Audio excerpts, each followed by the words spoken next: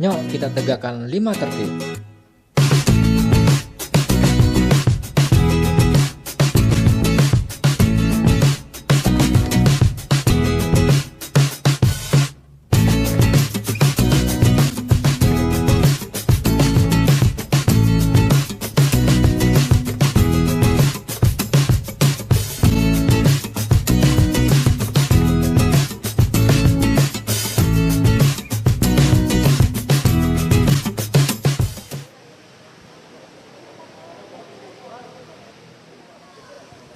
Soal nolong kucing jalanan itu loh.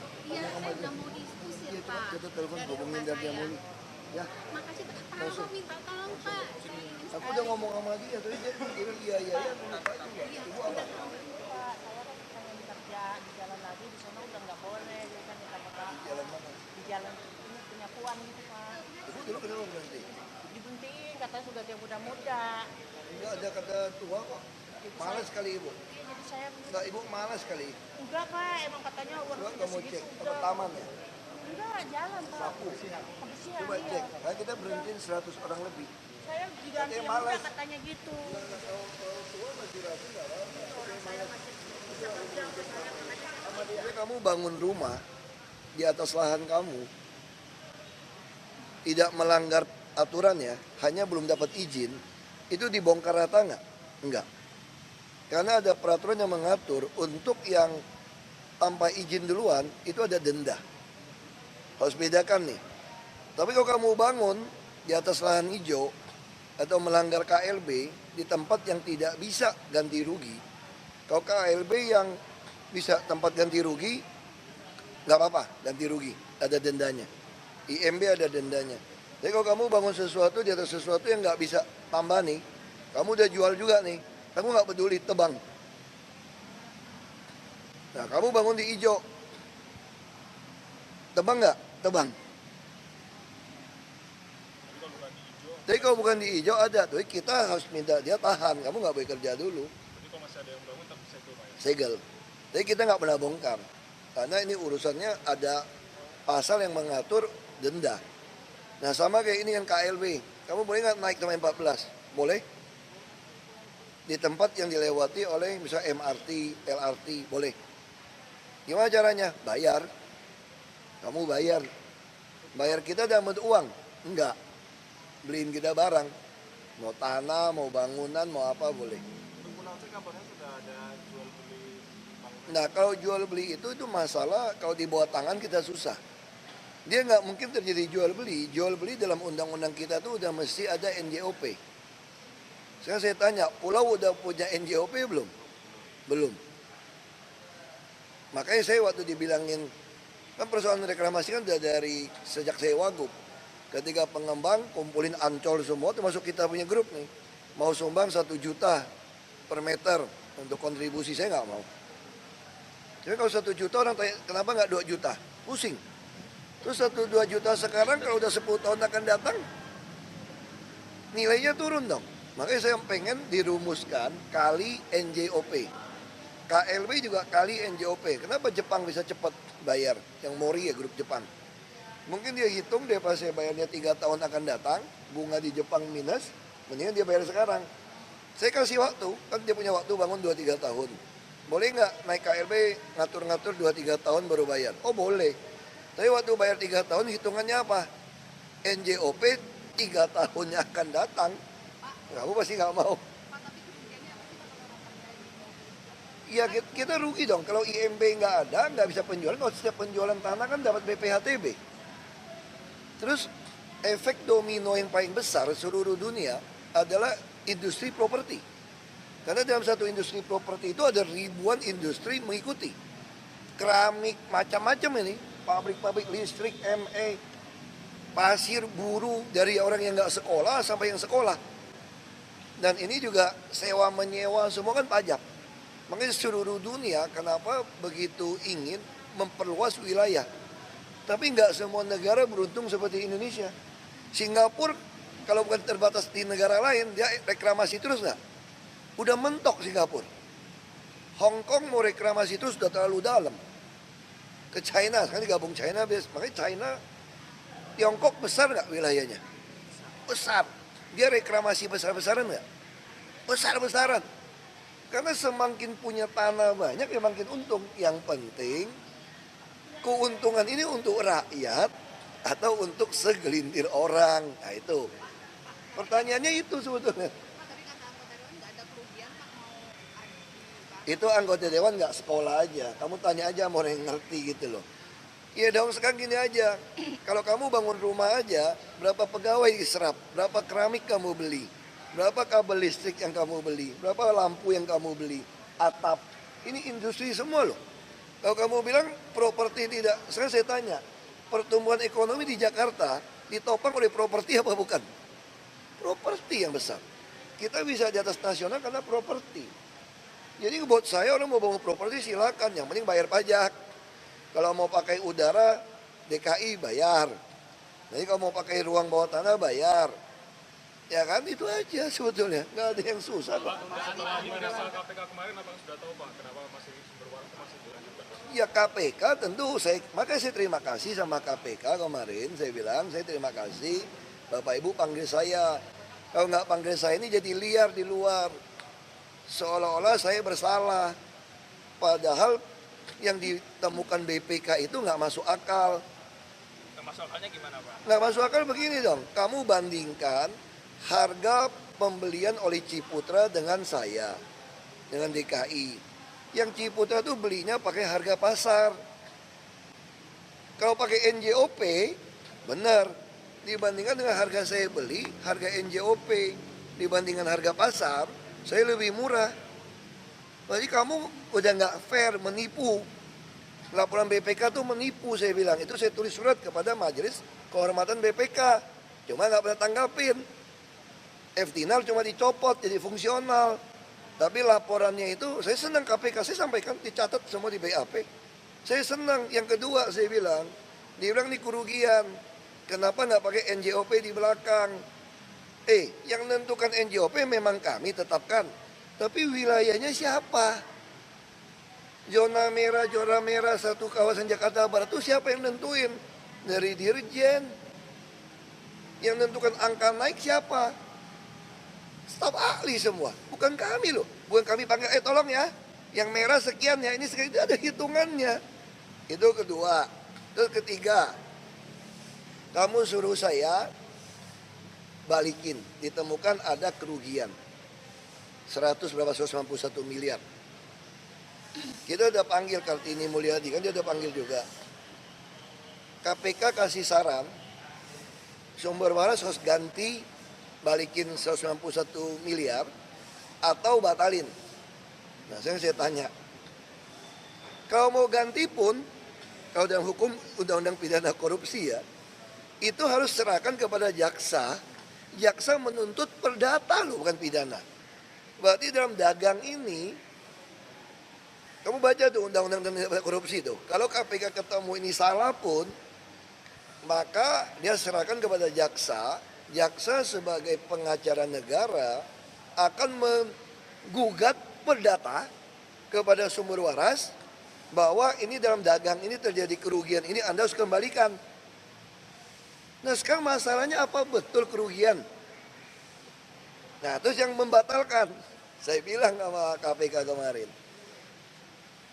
membatalkan saya juga mau membatalkan kok, ngapain kok ribut? Nah pertanyaan saya, pernah nggak Anda curiga ada pengusaha pengen beli?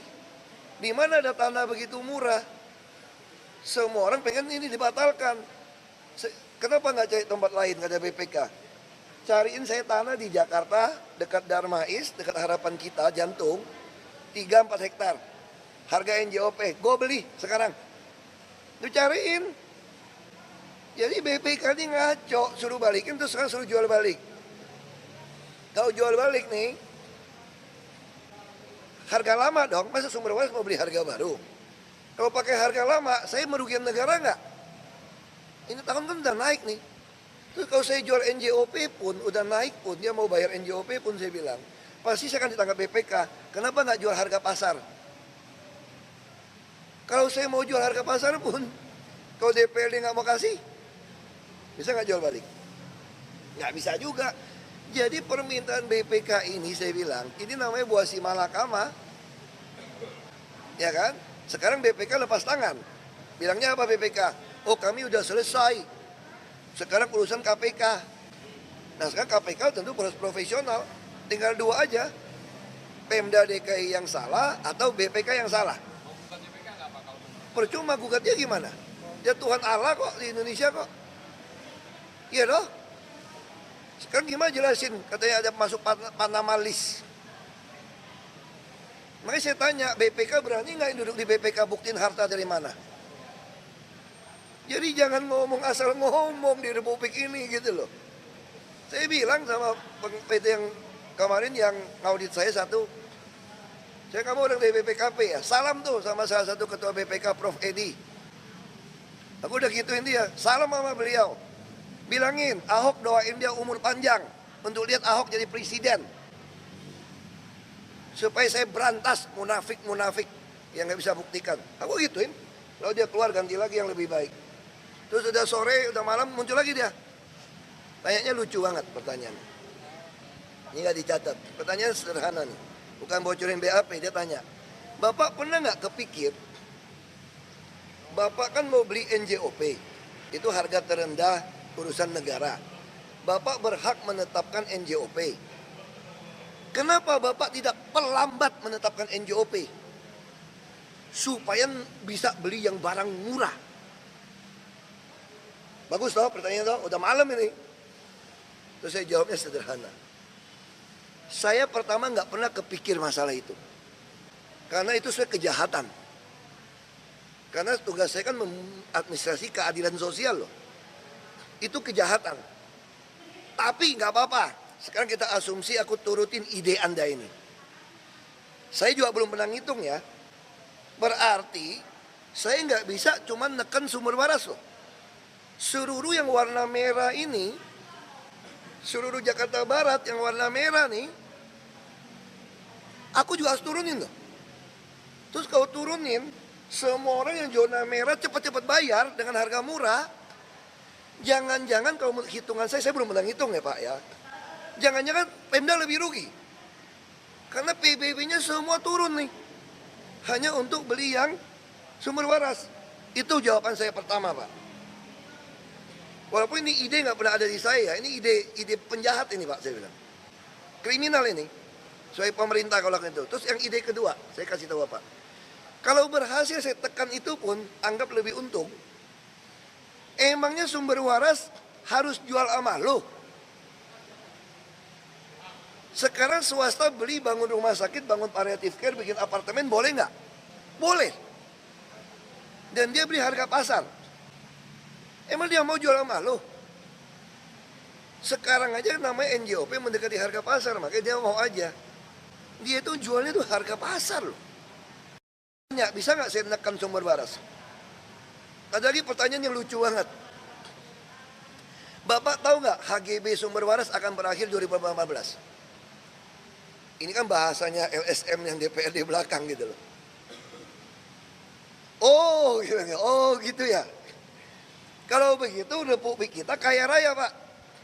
Karena hampir semua pabrik, sertifikat apapun di Indonesia atas nama PT, termasuk sawit semua, tambang semua apapun, itu pakai HGB, HGU. Ada masa selesai. Kalau diterjemahkan selesai ini, kita ambil balik. Kaya kita Pak. Kaya Pak. Itu siapa yang ngajarin kayak gitu Pak? Undang-undangnya Pak, Bapak baca nggak? Aku gituin sama orangnya. Dia kayak orang BPKP. Aku bilang begitu, kemarin di KPK gitu. Ya 4 orang periksa. 3 sih enak aja, 1 keluar masuk.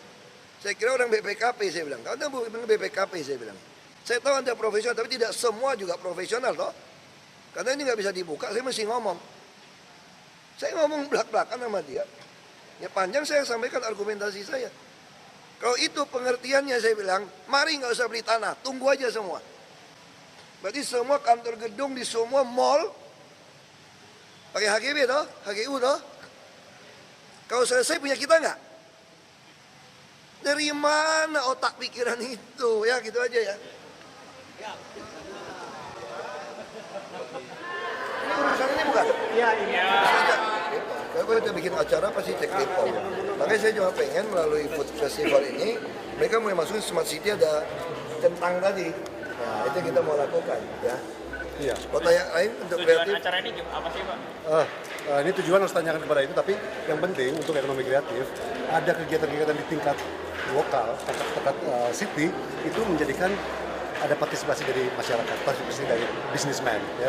Karena nggak mungkin pemerintah pusat untuk menangani semua ini, harus dari bottom up, ya. Dan kegiatan-kegiatan ini yang semakin bagus dari setiap tahun itu menjadikan ekonomi kreatif itu tumbuh dengan pesat, gitu. Itu yang bagus sekali. Lalu seberapa besar Pak peran kuliner dan fashion terhadap perkembangan ekonomi kreatif? Paling besar, tumbuh paling besar.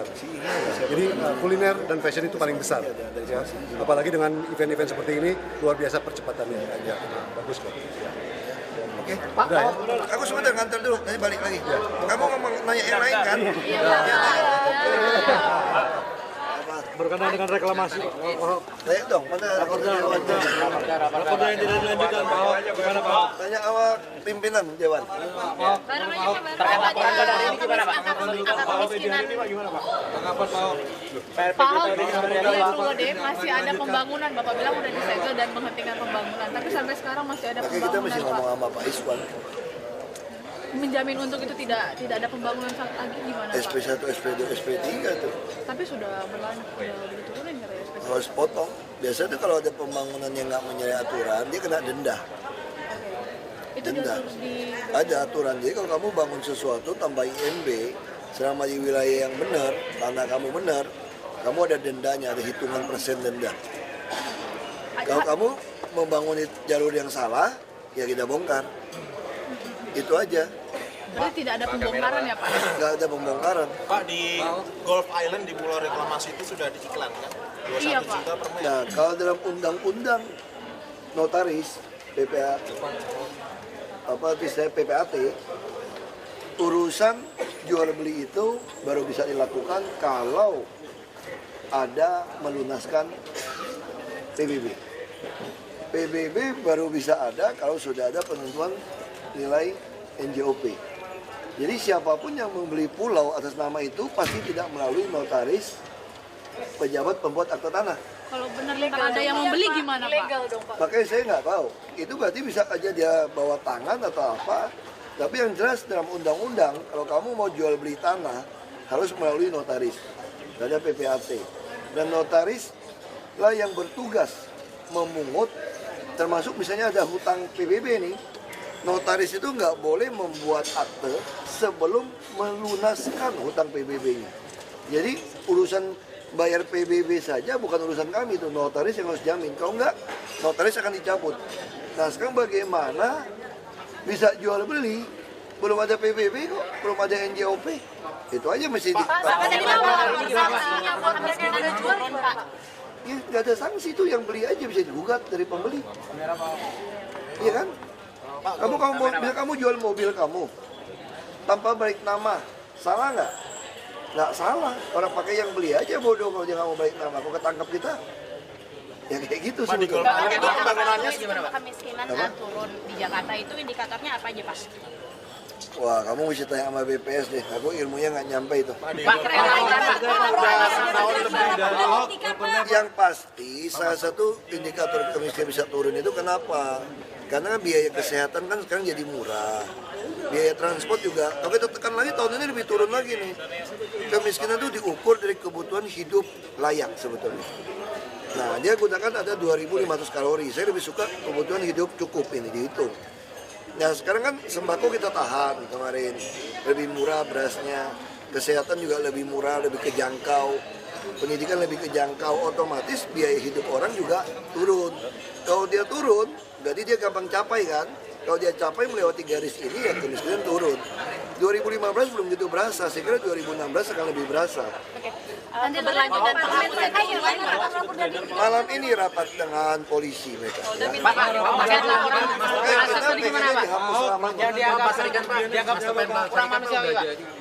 Master plan pasar ikan semua itu udah ada sejak 2014.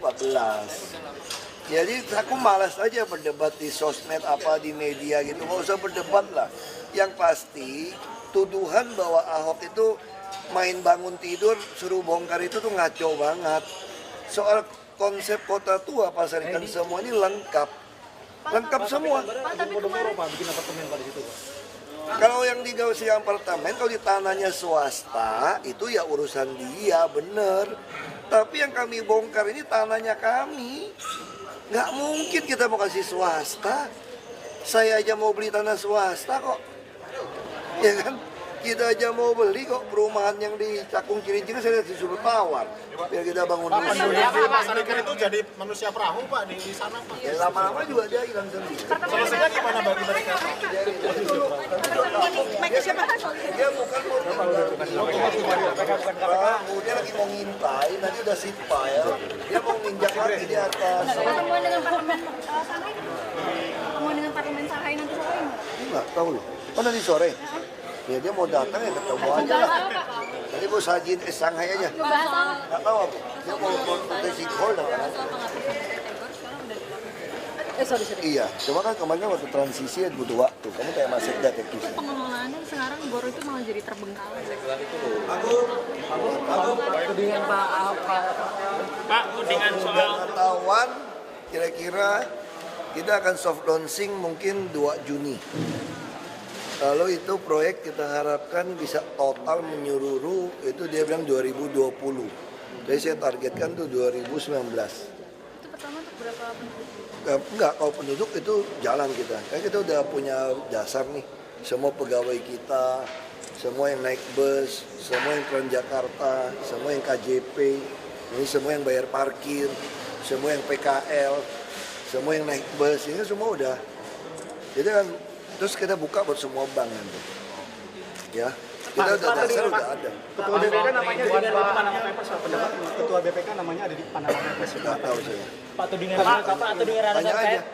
Pak, tudingan Pasar Ikan sumber waras lahan negara gimana Pak?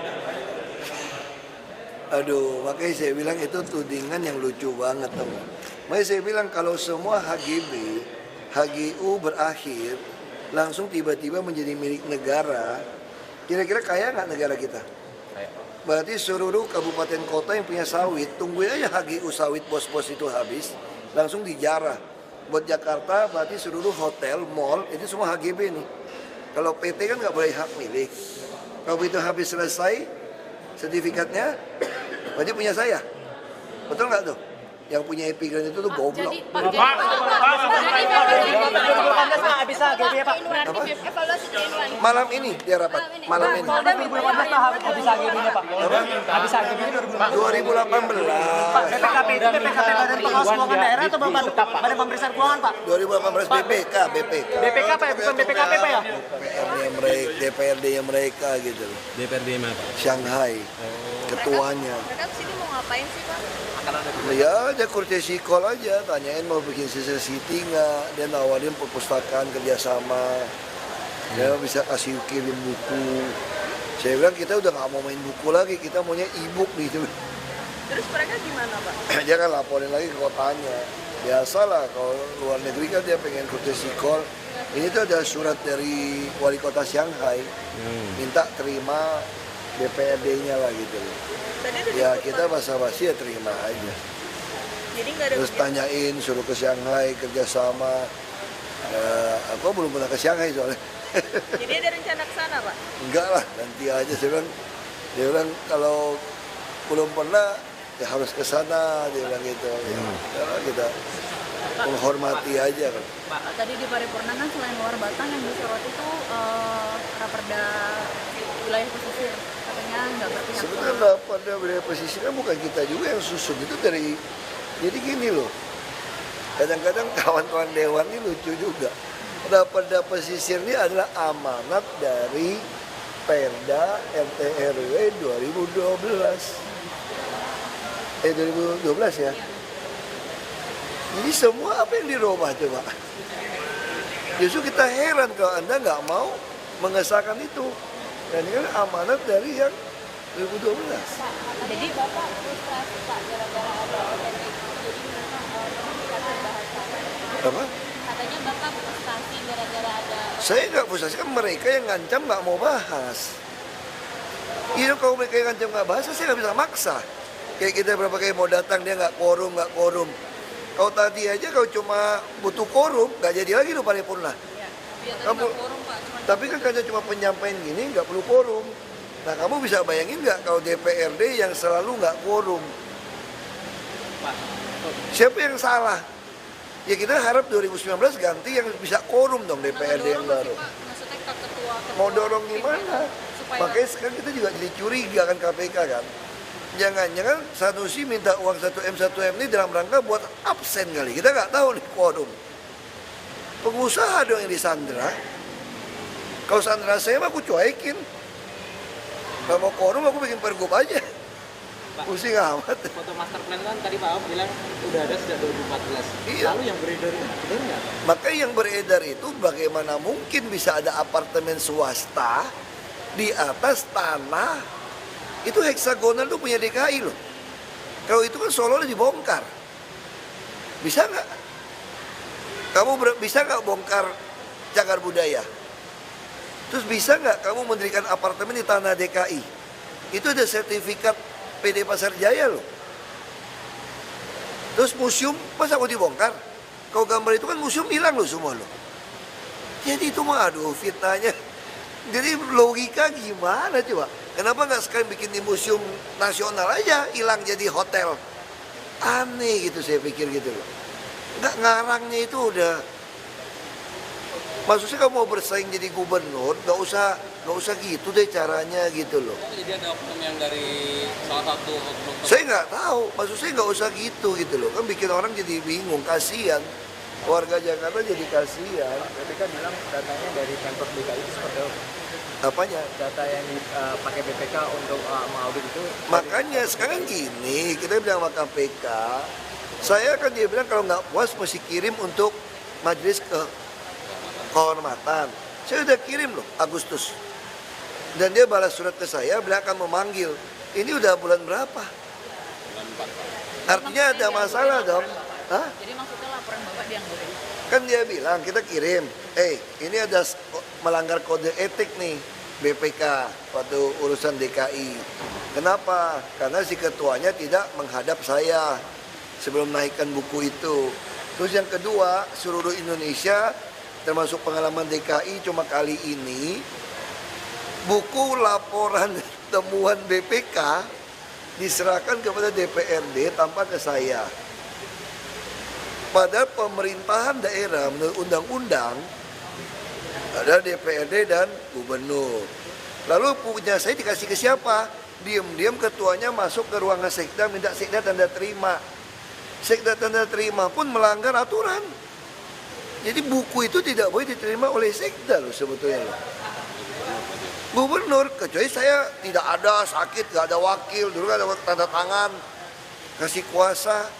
Nah itu kita bilang, terus isi auditnya kita juga protes. BPK mengatakan ini melanggar prosedur karena dia memaksa menggunakan Undang-Undang Nomor 2 Tahun 2012.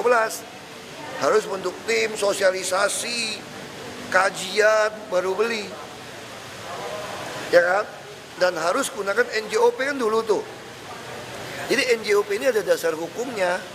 Sebelum keluar Undang-Undang tahun 2012, pengadaan tanah itu pemerintah hanya boleh beli tanah harga NJOP. Makanya selalu kalah dengan swasta. Makanya keluarlah undang-undang itu. Kenapa undang-undang itu keluar? Karena hampir semua ruas tol yang mau dibangun nggak bisa beli. Nah saya waktu itu sempat dengar, karena saya udah keburu keluar. Saya di balik sempat dengar dari ahli ekonom, ada Ibu Maria, macam-macam akademisi menyampaikan, merumuskan undang-undang itu. Nah undang-undang itu waktu keluar, ada satu kepres di bawah 1 hektar, pembeliannya boleh langsung mengesampingkan demi efisiensi dan efektivitas, tidak pakai peraturan seperti itu. Lalu 1 hektar kemudian dirubah lagi jadi 5 hektar di 2014. Nah laporan BPK tentang temuan pembelian sumber waras, dia tidak mau menganggap ada Kepres tahun 2014 nomor 40 kalau salah tahun 2014. Dia nggak mau. Itu yang saya protes. Saya membeli tanah menggunakan aturan Kepres. Dia ngotot gunakan 2012. Ya salah lah saya gunakan 2012. Ini yang nggak bener. Gitu loh. Ya nggak ketemu dong kalau kamu udah masukkan data seperti itu. Terus dibilang kerugiannya apa? Kamu mengatakan kerugian. Kenapa Ciputra bisa beli lebih murah dibandingkan kamu yang beli lebih mahal? Ciputra kan beli pakai tahun yang lalu. Dan Ciputra pun membeli kontrak ya dengan harga pasar loh. Bukan NJOP. Lalu kalau kami kan NJOP bukan harga pasar. Berarti kalau dibandingkan, kalau Ciputra pakai NJOP, ya kami beli lebih murah. Pak, kalau boleh konfirmasi Pak, NJOP-nya itu ditetapkan kapan sih Pak? Kalau boleh. Nah itu yang jadi dia persoalkan juga. NJOP kan yang kamu yang tetapin. Yang nentuin NJOP bukan kami loh. Kami cuma tetapkan tanda tangan. Tapi zonasinya ditentukan oleh warisan pusat. Hitungannya ada rumus. Nah lalu kemarin KPK naik sama saya. Saya bilang aduh kacau juga pertanyaannya. Kamu yang menentukan NJOP. Kamu pengen beli tanah NJOP. Kenapa lu nggak turunin dulu? Maksudnya ditahan dulu gitu Pak? Iya. Terus saya jawab, saya nggak pernah kepikir itu, tapi itu kriminal saya bilang. Itu kriminal. Kalau lakukan itu kriminal. Pertama, tapi oke. Kalau kamu mau suruh saya berpikir seperti itu, saya setujuin. Saya setuju. Kita coba balik ya, kita pikir ya. Berarti saya harus turunkan harga atau tahan NJOP. Yang ditahan cuma sumber waras atau seluruh zona merah. Seluruh. Dan saya juga pernah hitung Pak. Jangan-jangan kerugian dari seluruh NJOP yang rendah daripada keuntungan beli satu sumber waras lebih rugi yang ditahan. Saya nggak pernah hitung loh Pak, nggak pernah hitung Pak ya. Nah anggap masih lebih untung. Nah sekarang saya tanya sama Bapak, kita tekan orang. Emangnya sumber waras kalau nggak jual tanah ke DKI harus hukum mati apa? Sumber waras kalau nggak mau jual sama kami, jual sama swasta boleh nggak bikin rumah sakit? Dia nggak bisa jawab saya tuh. KPK. Saya bilang sekarang gini aja deh, kita fokus aja. Anda bandingkan BPK bilang saya kerugian, sama Anda bilang saya ada kerugian atau enggak. Tapi saya minta Anda baca baik-baik, Kepres tahun 2014 berlaku nggak buat saya beli tanah? Berlaku dia bilang. Oke cukup, lu tulis di berita acara lu. Jadi KPK masih menganggap bahwa tahun 2020 BPK masih pakai tahun 2012 ya? Iya, karena memang itu yang saya bilang penipuan. Dalam laporan kamu hilangkan loh. Coba lihat laporan BPK. Dia sebutkan nggak ada Kepres 40 tahun 2014 itu? Enggak. Itu yang saya protes BPK. Sekarang larinya kemana? Tanda tangannya mundur lah apa? Kita bicara, terus dia nuduh saya apa lagi? NJOP-nya kenapa tidak gunakan NJOP Tomang Utara? Aduh, yang nentukan kapling sertifikat di Ketapa itu siapa? BPN loh, bukan saya loh. Bukan saya. Nah, saya menduga mereka tuh salah. Salahnya di mana? Dia kira sumber waras itu satu sertifikat. Makanya banyak orang protes, ini sengketa kok dibeli. Mereka lupa sumber waras yang 7 hektar lebih itu ada 2 sertifikat. Satu yang warisan yang Lau Kung Fu atau apa yang Chinese yang berantem itu. Satu lagi asli Yayasan Sumber Waras tahun 85. Ini yang warisan Tiongkok dulu, rupanya itu dia beli lagi nih. Jadi yang saya beli itu bukan yang berantem yang dari zaman Cina dulu nih. Yang saya beli yang memang yayasan beli asli tahun 85. Cuma orang nggak ngerti. Nah, kalau memang ini satu, terus dibelah 2, langsung harus disurvei ulang, alamat sertifikat harus dipikir ulang dari BPN, mungkin masuk akal.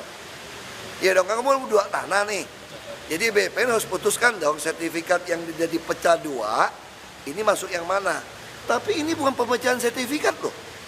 Saya beli itu asli sertifikat atas nama Yayasan Sumber Waras dan di Jalan Ketapah. Dan NJOP-nya dari dulu, dari tahun 85, Ketapah. Dan masuk zona merah, catnya merah. Nah sekarang kamu bisa bayangin kalau saya maksa ini salah PBB, Yayasan Sumber Waras bisa gugat saya nggak? Gugat dong. Masa saya tahun 85 kamu kenakan saya pajak masuk zona merah? Kenapa nggak zona kuning? Nah terus ini dia bilang lagi, kan dia ada ngutang PBB. Kalau soal ngutang PBB itu begini saya bilang. Undang-undang notaris dan PPAT, kalau jual beli lahan, kalau ada PBB yang belum dibayar, dilunaskan, maka si notaris harus menjamin sudah lunas, baru boleh transaksi. Jadi urusan lunas nggak lunas PBB itu siapa? Hukumannya kalau sampai transaksi? Notaris. Jadi notaris kalau udah berani jual beli, udah jual beli nih, pasti PBB-nya sudah lunas, baru boleh jual beli. Makanya sekarang saya tanya balik, dia bandingin jalan di belakang. Terus dalam undang-undang Pemda termasuk BPK, sejak kapan dalam undang-undang BPK, walaupun dia diatur kayak Tuhan Allah ya BPK ya, sejak kapan BPK diatur menentukan daerah NJOP dan nilai NJOP? Jadi yang menentukan sebuah daerah masuk ke jalan apa, sertifikat apa, termasuk masuk zona PBB apa, BPK boleh tentukan nggak? Enggak.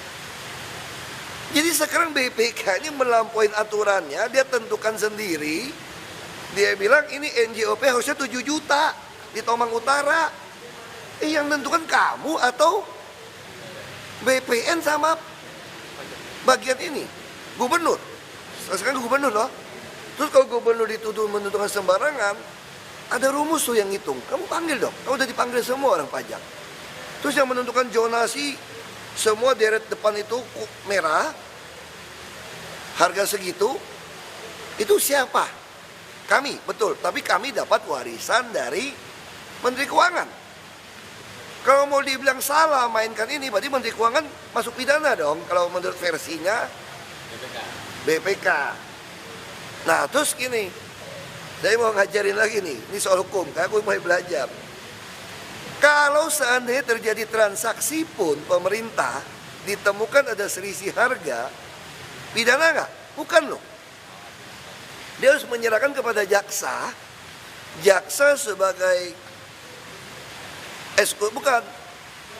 pengacara pemerintah menggugat perdata kepada Sumber Waras. Ini kok asumsinya benar, kita ikutin benar nih. Menggugat perdata Sumber Waras untuk mengembalikan kelebihan bayarnya kepada DKI. Jadi mana coba sekarang kerugian negara yang dimaksud BPK? FDinal dicopot, diturunin jadi staf, nggak ada hukuman. Kita laporkan dia ICW bahwa dia maksa bayar 40 M tanah dia. Melanggar kode etik, nggak pernah disebutin BPK.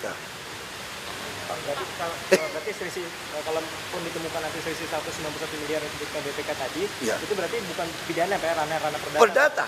Itu ada dasar apa sih Pak? Ada undang-undang tentang tidak pidana korupsi, kamu baca di KPK. Tapi ini juga nggak ada kelebihan. Sekarang kan dia kenapa kelebihan? Dia bandingkan NJOP rumah yang zona kuning dengan zona merah. Kenapa zona kuning dibuat rendah? Kami kasihan warga kalau dinaikin terlalu tinggi. Mau gratiskan PBB siapa? Boleh nggak? Boleh. Jadi kepala daerah mau meniadakan pun seluruh PBB di Jakarta boleh. Bukan kerugian daerah loh. Cuma kan kita penghasilkan 6 triliun lebih nih dari PBB. Sekarang daerah mau nggak hilangin 6 triliun lebih? Pada belum mau. BPHTB pada belum mau. Kalau untuk zona-zona misalnya Jalan Ketapah atau Jalan Tomang Barat, Tomang Utara itu yang menentukan BPK. Yang menentukan kami. Setelah dilimpahkan kepada kami tahun 2014, 13 lah mulainya. Tapi kami dapatnya dari mana?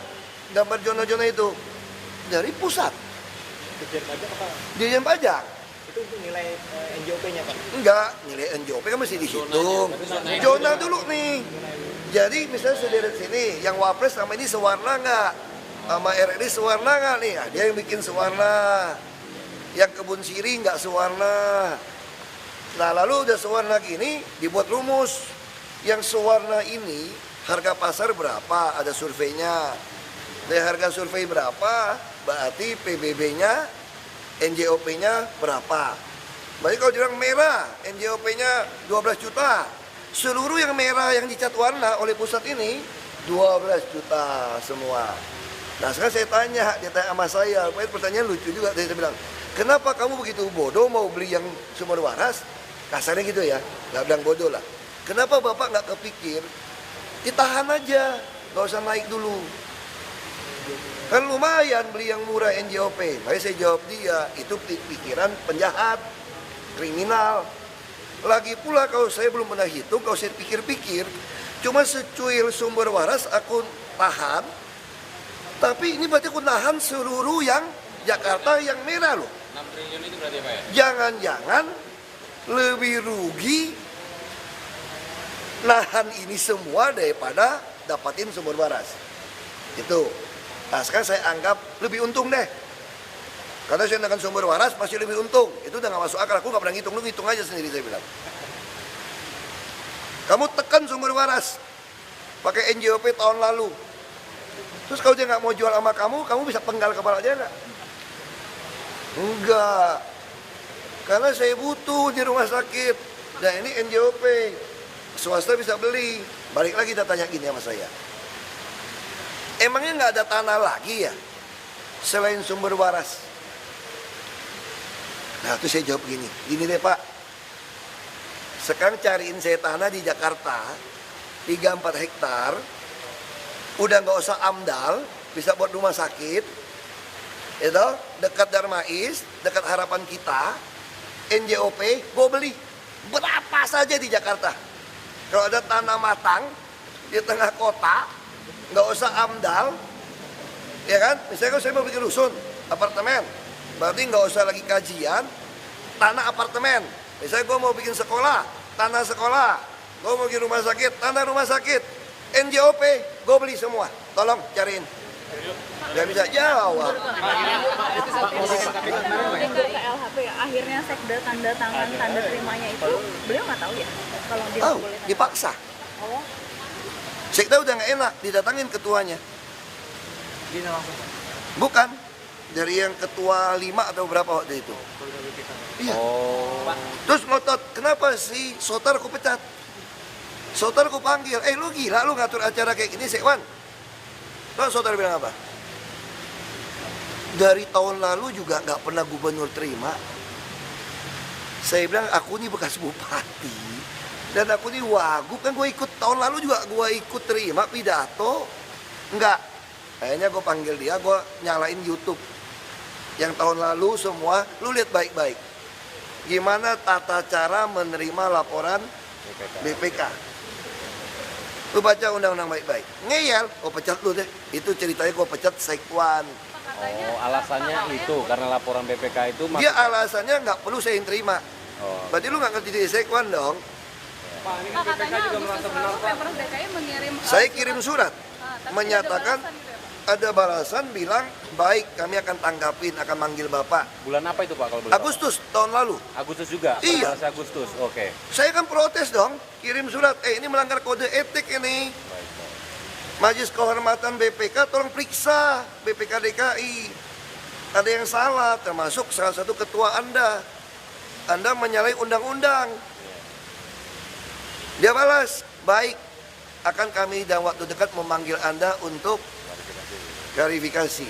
Malah main politik di belakang FDINAR. BPK merasa benar juga Pak. Hah?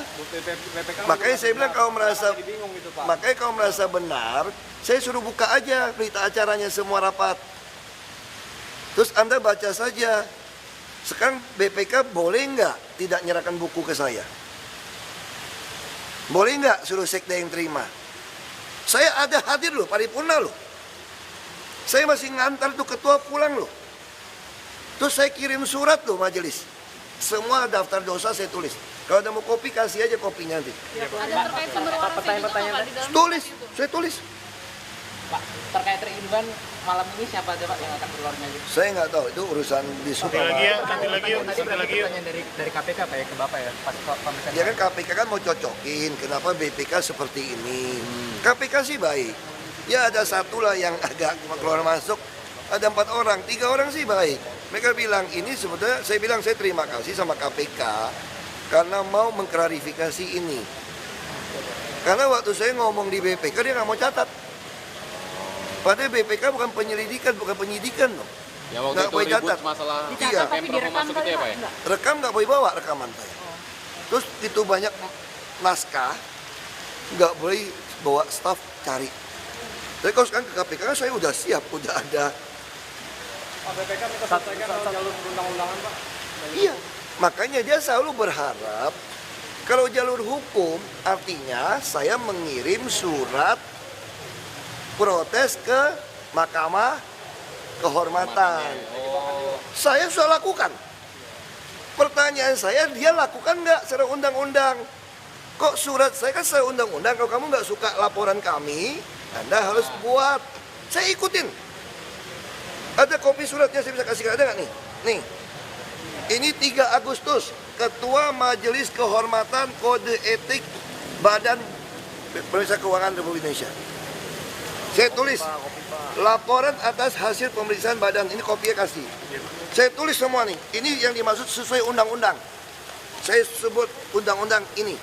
Saya lakukan, BPK. Jadi kamu ngomong tadi itu tuh, aduh kasihan saya sama ngomong. Kamu baca nggak surat saya, ada tanda terima loh. Saya lakukan. Ini semua saya tulis, ayat ini, lengkap ini. Nih, saya tulis semua begitu lengkap. Saya tanda tangan ini. Nih, saya tanda tangan ini. Keberatan dan tanggapan atas substansi temuan pemeriksaan mengenai pengadaan tanah Rumah Sakit Sumber Waras sebagaimana terlampir. Aku kasih lampiran. Karena ini ada lampiran nih. Nih. Sebagaimana terlampir nih, aku kasih loh. Lihatin sini Pak. Nih, siapa bilang saya tidak mengikuti cara undang-undang untuk menyurati mereka? Makanya saya tanya BPK ada apa? Lalu dia balas surat saya. Dia balas, ya, jadi BPK balas saya 18 Agustus. Dia balas saya nih. Ini undang-undang memang. Undang-undang. Jadi kalau BPK menuduh saya tidak melakukan undang-undang sesuai undang-undang, karena BPK kan Tuhan Allah, hanya bisa lapor pada kehormatan. Oke, itu Tuhan Allah tuh, BPK betul-betul. Saya lakukan sesuai undang-undang. Lalu dia bilang apa tuh enggak? Disampaikan dengan hormat bahwa Inspektur Utama selaku Panitera Majelis Kehormatan Kode Etik BPK RI telah menerima surat nomor pelihara laporan atas hasil pemeriksaan BPK perwakilan DKI. Yang aku udah terima ya.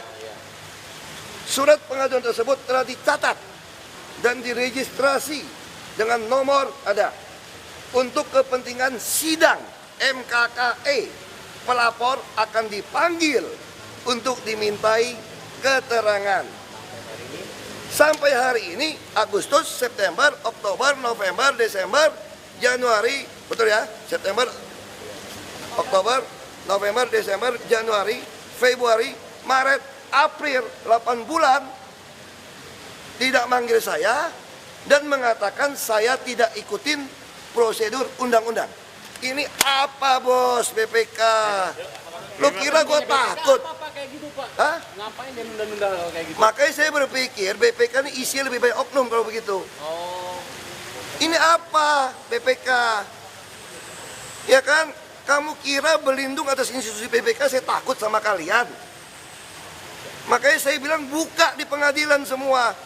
Biar kalian tahu BPK dikuasai oleh oknum-oknum yang berlindung di balik undang-undang. Ini Ini Bapak tunjukin ke KPK kemarin, Pak? Ngapain tunjukin, KPK udah tahu semua kok. Nanti lagi, nanti bang.